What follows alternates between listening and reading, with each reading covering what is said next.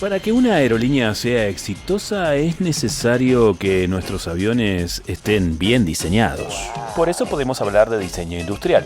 También es interesante que el confort se dé dentro de nuestras cabinas. Por eso es interesante hablar del diseño en el hábitat. ¿Y por qué no? Que nuestra tripulación luzca realmente elegante. Por eso es interesante hablar del diseño de indumentaria.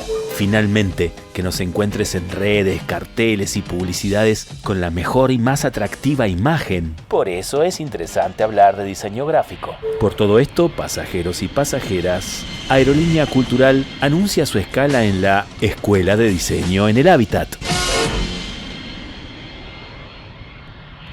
Bueno, seguimos en Aerolínea Cultural, seguimos viajando, seguimos volando y ahora justamente vamos a hacer una escala en la Escuela de Diseño del Hábitat porque estamos con Maxi Mestre y Lisandro Tiscornia, que son alumnos de la escuela. Bienvenidos, chicos.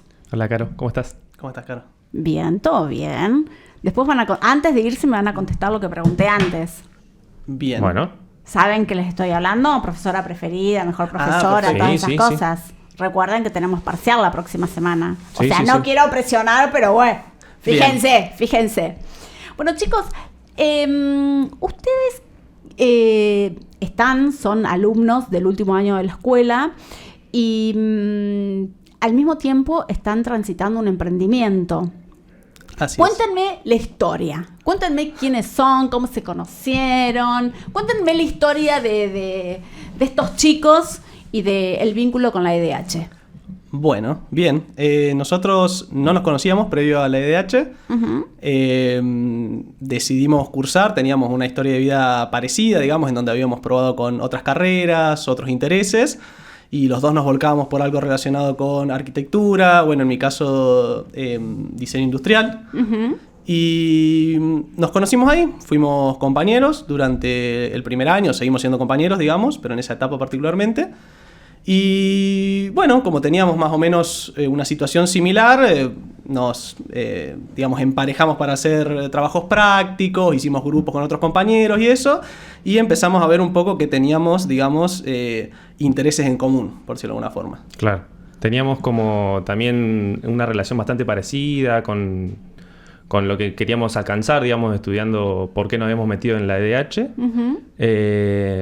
Yo más desde el lado si se quiere, de la construcción y la arquitectura, él después se volcó más a lo industrial, más específico. Uh-huh. Y nos conocimos ahí, nos hicimos amigos y resulta que yo estaba haciendo muebles por mi cuenta en el taller una especie de taller que tenía en la casa de mis viejos. Y un día lo invité a venir porque él también era diseñador en su lugar de trabajo y lo invité a venir un día al taller y como que empezamos a pegar onda ahí en ese momento. Sí.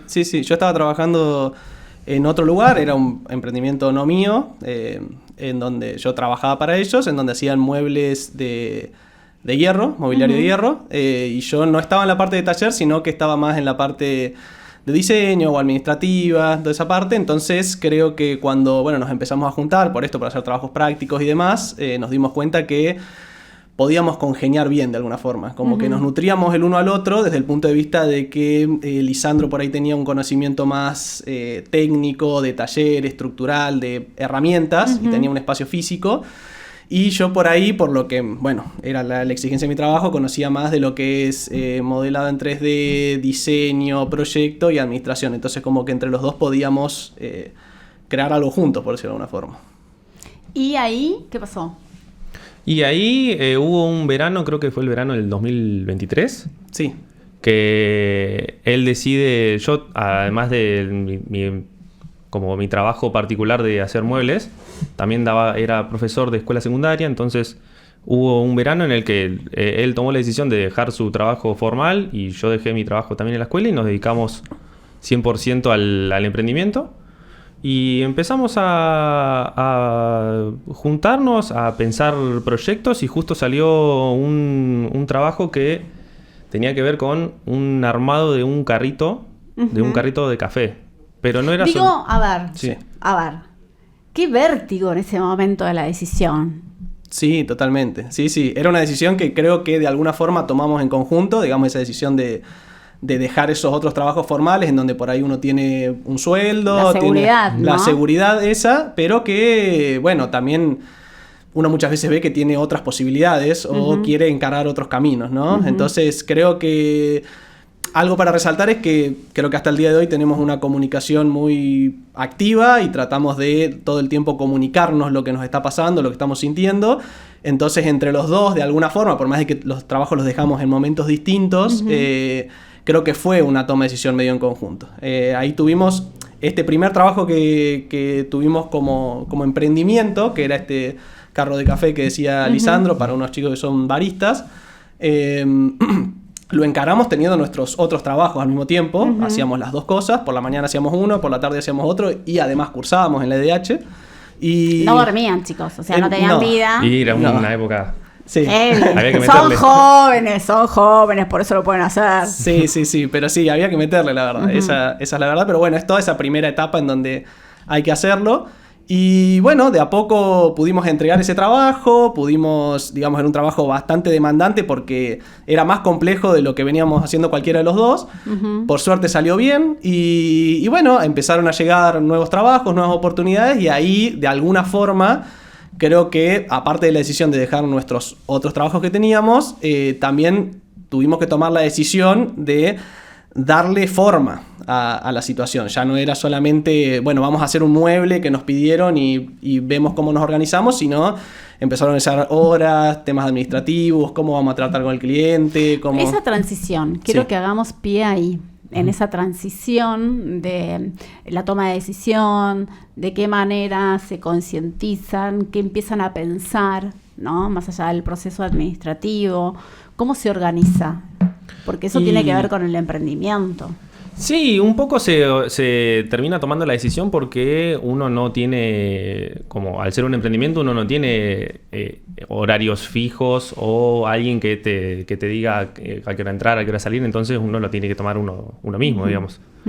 Y Maxi, que es la parte organizada, digamos, de la dupla, él propuso un calendario, propuso tareas por día, distribución de horarios. Trello, es el Trello del equipo. Y él puso toda esa parte, toda esa voluntad, y sí, a mí me venía bien también el hecho de tener como alguien más, como una pata que ayuda a sostener casi la mayoría de toda la otra parte que yo venía haciendo solo, digamos. Entonces eso fue como un gran alivio. Y eso. Pero digo, ¿en qué sí. momento se sentaron y dijeron, che, somos emprendedores o vamos a convertirnos en empresarios? ¿Sucedió eso o no sucedió? ¿O fue como, bueno, vamos dando respuesta Sí. con algo de inconsciencia, algo de no me Claro. quiero dar mucho cuenta de qué está sucediendo? Claro, sí, no sé si hay un acto formal en el que nos sentamos y Ajá. pactamos ser lo que somos hoy, pero creo que se va dando. Hay ciertas charlas y ciertos momentos en donde uno nota algunos quiebres y dice, bueno, listo, estoy yendo por esto, porque también es apostar a algo, ¿no? Claro. O sea, hace falta como esa sinceridad o esa rectitud para decir, bueno, ¿qué vamos a hacer realmente, no? Porque si lo vamos a tomar como algo, como un hobby o como algo que hacemos en nuestros tiempos libres o lo que sea, bueno, los dos tenemos que estar en el mismo plano. Si los Claro. dos vamos a hacer este emprendimiento, sobre todo tener un emprendimiento a dos significa mucho porque, bueno, antes Lisandro tenía uno él solo, digamos, pero claro. es un 50 y 50. Si uno de los dos falta, es el 50% menos que se puede hacer, ¿no? Entonces, sí, creo que de a poco nos fuimos dando cuenta. Cuando fueron llegando nuevos trabajos, nos fue sucediendo un poco esto, o sea, la necesidad de organizarnos. También por un tema de tiempo, o sea, también cursamos al mismo tiempo, por más de que hayamos dejado esos otros trabajos, sigue siendo limitado el tiempo, porque además de las horas de cursado, están las horas de estudio para ese Claro. cursado.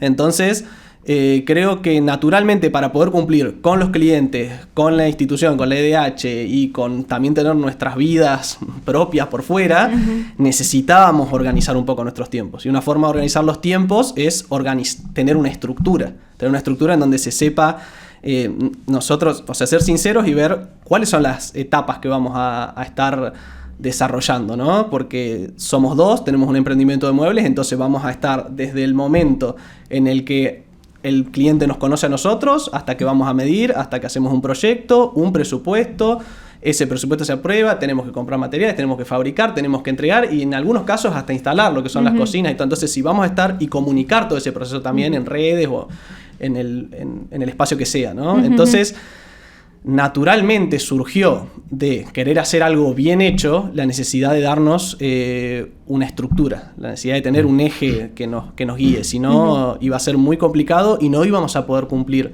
con todos esos puntos. De hecho, bueno, actualmente tampoco es que está súper consolidado, ¿no? O sea, constantemente cometemos errores y tenemos aciertos que nos permiten, digamos, ir perfeccionando esto que hacemos y, bueno, nada, creo que el motor que tenemos es que nos gusta mucho hacerlo al mismo tiempo. Entonces eso nos ayuda mucho a los dos a poder tener este emprendimiento juntos. ¿En qué momento aparece Módulo? El nombre. ¿O ya venías trabajando con este concepto? Yo no tenía ningún nombre previsto antes de conocerlo a Maxi. O sea, vos lo que hacías es... ¿Por qué hacías muebles? Y porque... en un momento yo vengo de una escuela técnica y con mi viejo siempre se hacían cosas en casa, o sea, siempre como que nos damos maña con herramientas, entonces siempre como tuve un acercamiento al mundo de la maquinaria y las herramientas manuales. Entonces, en un momento dado estaba como viendo también qué hacer, cómo seguir con mi vida, fui a estudiar afuera, volví, tenía un par de dudas. Y vi la beta de hacer muebles. ¿A dónde fuiste? A La Plata. Ajá. ¿Y qué estudiabas ahí? Ingeniería hidráulica. Ajá. ¿Y dónde vivías? En 55, entre 4 y 5. Ah, cerca de donde yo vivía. ¿Sí? 51, 9 y 10 vivía yo. ¿Viste? Éramos vecinos, más o menos. Puede ser, sí, más o menos. No, yo hace 1000 años que estoy acá. Pero bueno, a ver, fuiste ingeniería... Digo, también un poco para ver cuál es el recorrido de uno y que no es todo tan lineal, ¿no? Obvio. Que por ahí aparece la idea, uno se va amigando, no es que por ahí a priori tenés todo tan claro, ¿no? Ustedes son muy jóvenes, bueno, no gracias. Tanto. Bien. No tienen 20. No. Estamos más cerca de los 30 que los 20. Por eso, claro. Digo, ya hay un pequeño recorrido. Digo porque por ahí hay gente de 20, 22 años que dice, uy, yo estoy medio, viste, rebotando una carrera. Bueno, no pasa nada, ¿sí? Es también experiencia y es también enriquecimiento. Está bueno que esta experiencia a vos te hizo volver y decir, bueno, a ver, tengo esto. Sí, tenía una base ya consolidada y de repente después con viendo videos también, haciendo pruebas, un poco me lancé también a hacer muebles a medida. Arranqué haciendo para mis viejos, para mi familia, mis conocidos, pero en ese momento no tenía un nombre, no tenía una estructura. Y cuando nos juntamos con Maxi empezamos como vamos a, en esta estructura que él decía, empezar a darle un poco de sentido a todo. Surgió el nombre y fuimos buscando, fuimos descartando otras soluciones y quedó Módulo. ¿Por qué Módulo? Sí. Creo que lo elegimos, fueron muchas ideas, muchos nombres distintos y en alguna forma por la forma de construir modular, digamos, de tener elementos u objetos que tengan un determinado tamaño y desde ese tamaño generar otros que sean el doble, el triple, la mitad, o sea, el módulo como una unidad de medida, digamos. Entonces... creo que un poco también hacemos eso cuando nos toca un proyecto, tratar de encontrar cuál es el módulo justamente con el cual nos podemos adaptar a ese espacio. Bien. Y en este recorrido donde empiezan como a pulir el concepto, la idea, el nombre, la estructura, ¿qué aportan? ¿Cuál es el diálogo con la EDH y con las carreras?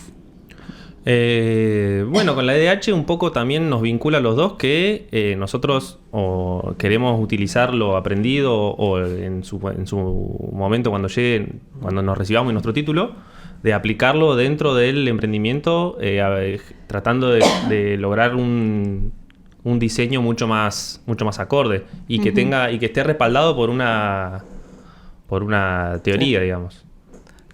Sí, creo que eso en el momento en el que nos recibamos, sí, obviamente tiene mucha importancia y también actualmente creo que se nota mucho ese vínculo entre lo que uno hace y lo que llega a aprender en la EDH. La EDH nos brinda la posibilidad de estar en contacto con profesionales de nuestra carrera. Entonces eso nos da un panorama muy acertado, digamos. O sea, es lo mismo que vos decías recién. Por ahí nosotros podemos comunicarle a alguien que tiene 20 y pico de años y a alguien más grande y con los conocimientos técnicos en estas áreas nos puede comunicar no solamente desde lo que es la currícula de estudio, sino además de un trato muy mano a mano, muy personal de vivencias propias, ¿no? Y sobre todo siendo neuquinos o cómo es emprender acá en Neuquén.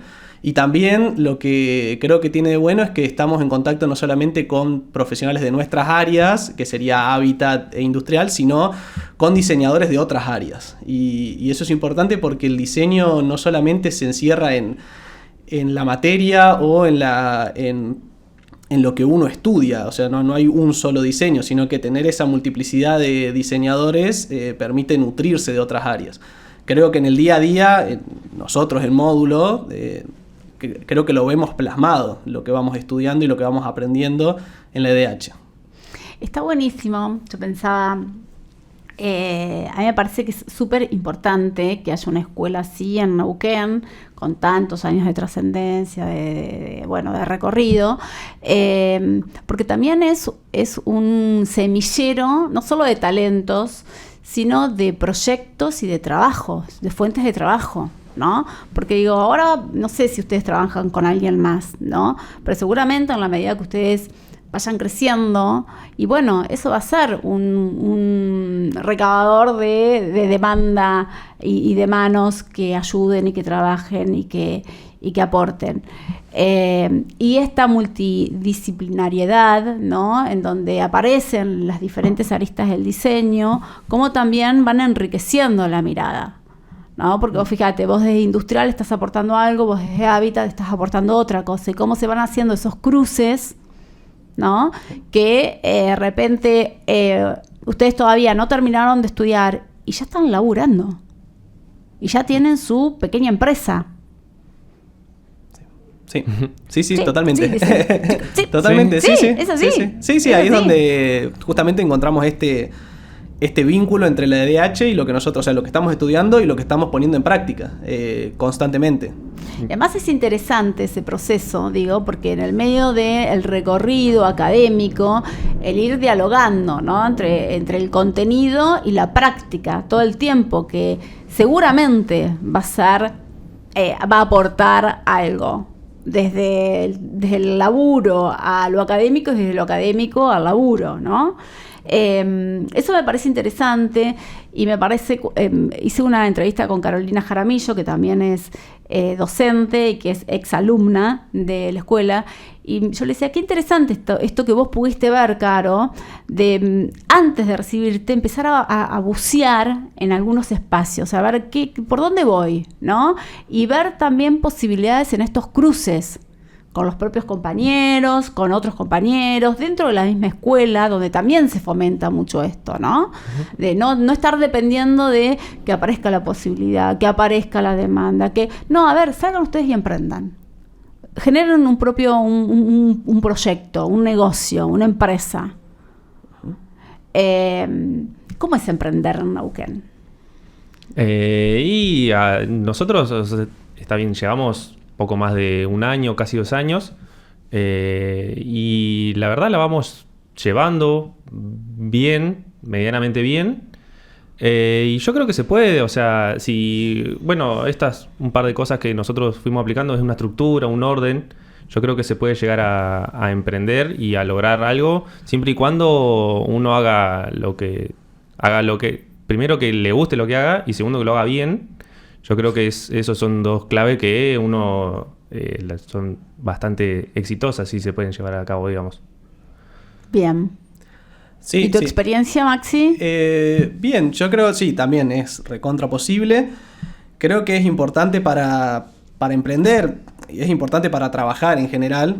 Sé que no todos tienen la misma posibilidad de hacerlo, pero siempre que uno pueda hacer algo que medianamente le guste o lo llene, eso se nota. Sobre todo en esta época se nota mucho cuando alguien siente o pasión o le gusta lo que está haciendo porque lo comunica de una forma distinta, e inclusive para uno mismo es más simple día a día tratar de hacerlo, ¿sí? Creo que eso es importante como primer punto. Como segundo punto, encontrar algo que también genere un rédito, ¿no? Porque a la hora de emprender, como dijimos hace un rato, si uno lo va a hacer como un hobby, como un tiempo libre, está excelente, puede buscar un montón de variables. Pero cuando uno lo va a hacer y va a vivir de eso que le gusta, claro, es muy distinto sostén. hacer lo que a uno le gusta, de vivir de lo que a uno le gusta. Tiene que encontrar o alguna beta o algún área o algún mercado que le genere ese rédito, que mínimamente le dé la oportunidad de vivir. Y yo creo que es recontra posible y creo que se puede emprender haciendo lo que a uno le gusta, encontrando ese lugar y siendo honesto.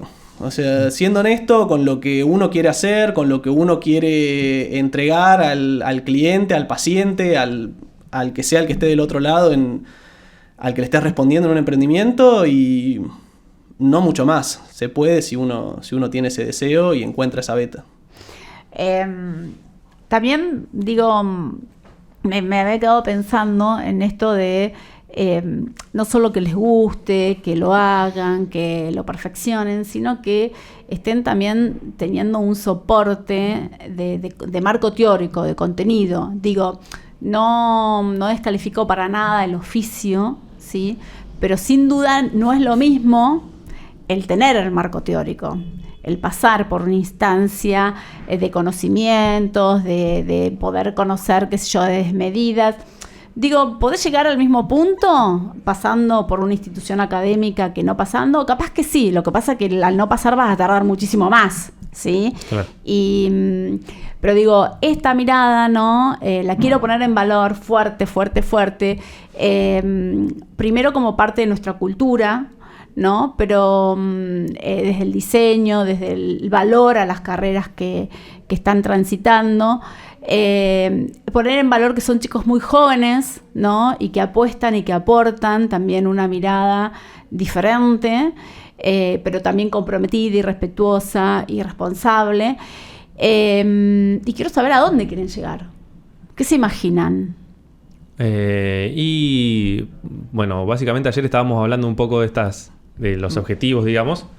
Y nos queremos centrar más que nada en ampliar también el rubro, no solamente en lo que es el diseño de muebles de mobiliario a medida, sino también desde mi lado, desde la parte del hábitat, ampliar en el sentido de llegar a reformar o a intervenir todo un espacio, ya sea desde la colorimetría, desde los materiales estructurales, desde la iluminación, también los muebles, y que todo tenga un sentido, digamos, y que todo esté en un lugar determinado y que tenga un porqué también, que tenga un fundamento. Bueno, ahí está la escuela, ¿no? Y sí, o sea, ahí está también la mirada. tener eso, lo que vos decías, lo del marco teórico nos ayuda a nosotros también a trasladar la teoría a la práctica y la práctica a la teoría. Claro. Entonces eso como que se va retroalimentando y yo creo que a grandes rasgos se puede llegar a ampliar, digamos, todo digamos, lo que nuestro emprendimiento, y poder lograr algo no solamente de los muebles, sino como algo más grande. Más integral. Totalmente. ¿No? Porque ahora, a ver, así, para decirlo como llanamente, ustedes hacen muebles de cocinas, vestidores, placares, Sí. ¿no? Qué interesante esto que traes, Lisandro, porque digo, ya empieza a haber otro concepto, muchísimo más integral, ¿sí? Y acá sí quiero hacer pie en otra idea, que es esta mirada siempre es mucho más orgánica, siempre es mucho más económica, siempre implica ahorro de energía, ahorro de tiempo, ahorro de dinero, ¿no? El que intervengan personas que saben. Uh-huh. ¿No? Sí. Sí, porque por ahí, bueno, yo quiero remodelar este espacio, entonces pongo esto, saco esto. Nunca termino de darle el concepto, ¿no? Que seguramente vos le vas a dar con esta mirada de diseñador en el hábitat. Y también sucede, esto es más bien un pensamiento, digamos, mío propio, que al tener, si una persona lo quiere hacer individualmente, digamos, contratando todos los servicios terciarizados, ya sea el pintor, el constructor, el que hace el mueble, es difícil también ponerse de acuerdo entre todos, unificar en un mismo plan. Entonces yo creo que nosotros podemos aportar todo la planificación técnica y nosotros encargarnos de eso también. Sí, bueno, se viene un gran plan. Esperemos que sí. Esperemos que sí. O sea, nos recibimos y llega la media empresa. Vamos Sí. transitándola. Sí, vamos de a poco. Vamos viendo hacia dónde nos lleva. Pero soy mucho, soy todo mucho, soy todo mucho. Como me dice Rocío, creo que residía el lunes. Bueno, chicos, me encantó haberlos tenido aquí. Bueno, gracias. Bueno, Gracias por muchas invitarnos. ¿Eh? Gracias por invitarnos también. Van a venir a contarnos más. ¿Nos podemos seguir en las redes? ¿Cómo hacemos para contratarlos? Sí, nos pueden seguir en Instagram, es módulo.arg. Y bueno, ahí están todos los links a nuestras redes y puntos de contacto. Vean, son baratos, son caros, es accesible, es para todo el mundo. Es para todo el mundo. Vamos a decirlo así. Bien, bueno chicos, muchísimas gracias por hacer esta escala de la Escuela de Diseño en el Hábitat y los voy a dejar, no los voy a poner en el compromiso de que me contesten los que les pregunté, porque ya lo sé. Buenísimo. Gracias Maxi, gracias Lisandro. Seguimos volando en esta aerolínea cultural. Aerolínea Cultural. Siempre, pero siempre, siempre viajas en First Class.